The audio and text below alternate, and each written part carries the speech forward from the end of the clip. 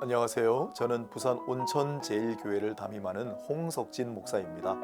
오늘 여러분과 함께 나누고자 하는 말씀은 사도행전 3장 6절의 말씀입니다. 베드로가 이르되 은과 금은 내게 없거니와 내게 있는 이것을 네게 주노니 나사렛 예수 그리스도 이름으로 일어나 걸으라 하고, 베드로와 요한이 첫 번째로 일으킨 이적의 대상은 바로 다리가 불편한 장애인이었습니다. 해마다 4월 20일은 장애인의 날입니다. 한국이 그동안 많이 발전했지만 여전히 장애인에 대한 관심이 크지는 않습니다. 장애인의 날 바로 앞에 장애인 주의를 지키자고 결의한 교단이 많지만 일선 교회에서 잘 지켜지지는 않는 것 같습니다. 그러나 일단 남의 일이 아니라 내 일이라고 느껴지면, 즉 역지사지하면 시선 자체가 달라지는 법입니다. 병을 달고 살았다는 세종대왕은 특히 안질이 심해 45살 정도부터는 지팡이에 의지하지 않고는 걷기가 어려울 정도였다고 합니다. 오늘날로 치면 시각장애 2급 정도로 추정하는데, 그래서인지 세종은 장애인 복지에 관심이 많았습니다. 오늘날도 존재하지 않는 명통시라고 하는 장애인청을 창설하고 장애인을 요직에도 두루 등용했습니다. 생각해보면 주님이 이 땅에 오신 것도 역지사지의 마음이 아니었겠습니까? 그러나 대부분의 경우 장애란 아직도 불편하거나 터부시되는 어떤 것에 불과할 때가 많습니다. 심지어 사랑을 그토록 강조하는 성경조차 불과 얼마 전까지 유독 장애인에 대해서만큼은 약간은 저급하고 비하하는 느낌의 표현들을 그대로 실었을 정도였으니 말입니다. 여전히 강단에서는 별다른 문제의식 없이 기존의 용어들을 남발하는 경우가 많이 있습니다. 하지만 장애라는 개념과 인식이 원래부터 그렇지는 않았습니다.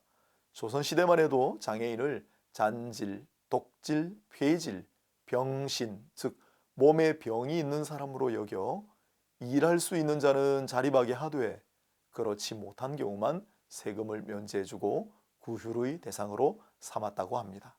그런데 일제강점기에 불구자라는 일본어가 들어오면서 장애인은 어딘가 모자란 존재가 되어 동정 내지 놀림의 대상으로 전락하고 말았습니다.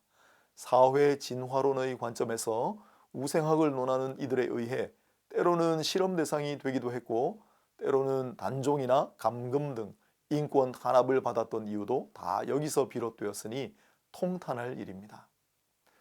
그러다 보니 장애인의 삶이란 고단함 그 자체가 되었습니다. 신체적 장애가 아니라 사회적 장애로 낙인이 찍히고 그 결과 점차 소외와 배제의 대상이 되어갔습니다. 결국 절망에 빠져 극단적인 선택을 하는 장애인들이 지금도 많다는 사실을 알고 계십니까? 학창시절 저는 같은 반에 장애인 친구들이 있었습니다.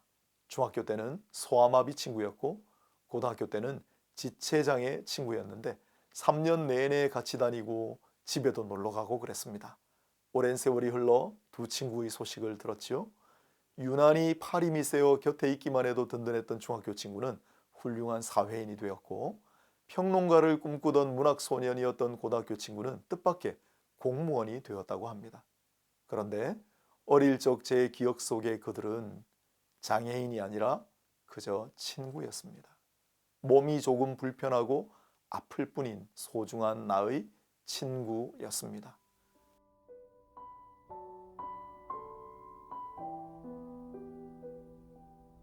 이 땅에 오신 주님은 유난히 몸이 불편하고 연약한 사람들을 아끼고 돌보셨습니다. 그들은 나의 친구라, 나의 분신이라 말씀하셨습니다. 그들에게 행한 것이 곧 주님께 행한 일이라고 하시지 않았습니까? 이 어렵고 고단한 시절, 그러나 더 아파하는 우리 주변의 작은 자들을 향한 주님의 그 마음이 우리의 마음이 될 수 있기를 바랍니다.